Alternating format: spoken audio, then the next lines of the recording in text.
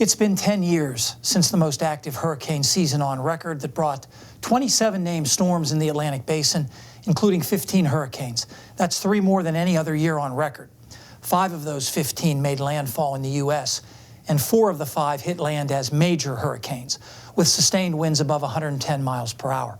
Dennis, Rita, Wilma, and of course Katrina, which 10 years ago would soon lead to 1,200 fatalities and $108 billion in property damage, the most from one storm in U.S. history.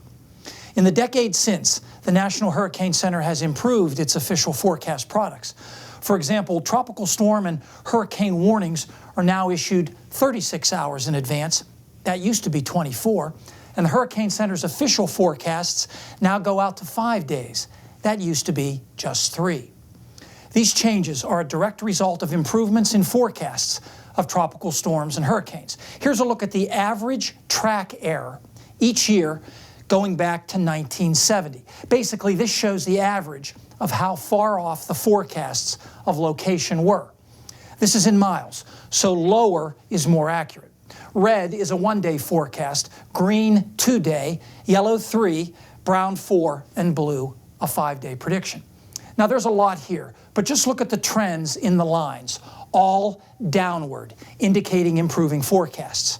And just focusing on the last decade, a 4-day forecast now is just as good as a 3-day forecast was a decade ago.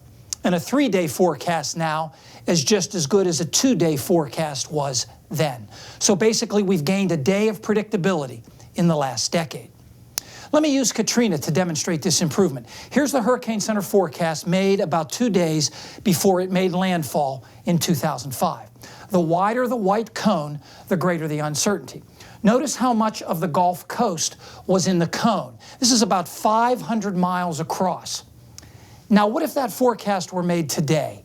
Here's what the cone would look like. Much narrower, only about 300 miles of coastline in the cone.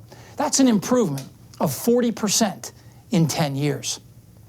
Finally, one other change. Since Wilma made landfall in Florida in October of 2005, no major hurricanes have hit the U.S. That's right, none. That's almost 10 years. The last time that happened was during the Johnson administration. Not Lyndon, but Andrew Johnson, back in the 1860s. This historic streak is mostly luck. There have been plenty of major hurricanes. In fact, 25 in the decade since Wilma in the Atlantic Basin. That's about average. Here's the portion of their tracks when they had major hurricane status. You probably won't recognize most of the names because they didn't affect the U.S., but some you will. For example, Sandy and Ike, which of course eventually made landfall in the U.S., but they weren't officially major hurricanes when they did. One other point worth noting, Florida has not been hit by any hurricanes since 2005, so officials there are concerned about hurricane amnesia among residents. As if right on cue, Fred will include mention of a hurricane that may impact Florida in the extended forecast next.